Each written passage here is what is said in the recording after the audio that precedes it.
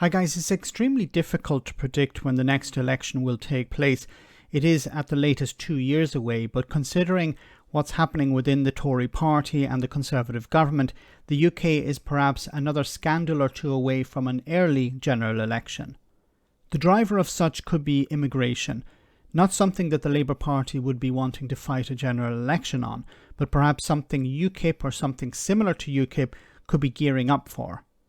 A former deputy leader of the Farage party, Craig Mackinlay, who is now a Tory MP, warned that if the asylum issue remains unresolved, you could see a resurgence of UKIP. Have a listen to what he had to say. Straight question. You came into politics with UKIP. If the Conservatives don't grip this issue, what happens to the sort of structure of British politics? The worry would have to be that if we don't get this right, there could be an emergence once more of UKIP-style party, whether that's one or many, waiting in the wings. They won't be able to solve it any better than we could, I can promise you that. But if this is an issue that remains unsolved and we haven't they'd be there to exploit it. It's a weak point that they can exploit. And I don't need to tell you, Andrew, that if we were to lose 5%, fairly small percentages to a resurgent right-of-centre party, that could mean quite a number of seats across the country. Now, at the beginning he said here that these far-right parties like UKIP or something like UKIP would not actually be able to resolve the immigration or the asylum issue. But that's not their goal. Their goal is to take votes away from the Conservative Party. And a big problem now for the Conservative Party, which is very different than back in 2019 when you had the Brexit Party, is that the Conservatives will attempt to move back to the centre. And we've seen that with the appointment of Rishi Sunak. The MPs realised, look, we're not going to win votes if we continue to pander to the far right. So we're going to have to move back to the centre. But by moving from the far right or the populist right to the centre, they create a vacuum. They create a space for the likes of UKIP to come in. Now, back in 2019, there wasn't this problem because the Conservatives had moved to the right and the Labour Party had moved to the left under Jeremy Corbyn. So the centre ground was missing. And the Conservatives were also able to pick up votes within the centre because the centre ground had been abandoned.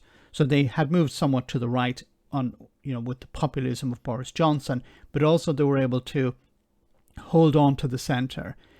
But that's not going to be the case at the next election, because if the Conservatives move back to the centre, they're going to compete with the Labour Party. Starmer obviously is moving to the centre.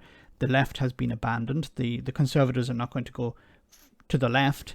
So what's left for them is the right. And if they move to the right, they're going to abandon the centre. And that will be filled by the Labour Party.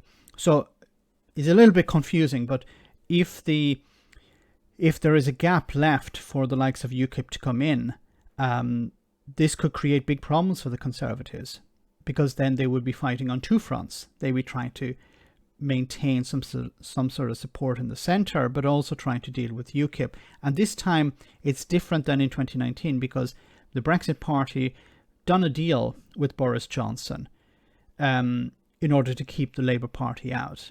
I don't think that would happen this time. They may see the possibility of winning seats, and they would love to have even one MP in the House of Commons. And that's what they'd be gearing up for. And we're probably going to see a massive hemorrhaging of votes on the Conservative side. And it's possible that a UKIP-style party, if it has the right leader, if it has the right funding, the right slogans, it could pick up at least one seat. And that would be extremely embarrassing for the Conservatives. And of course, they would split the vote, which would, of course, be damaging to the Conservatives. So a party like UKIP coming in could be the worst nightmare for any Tory leader.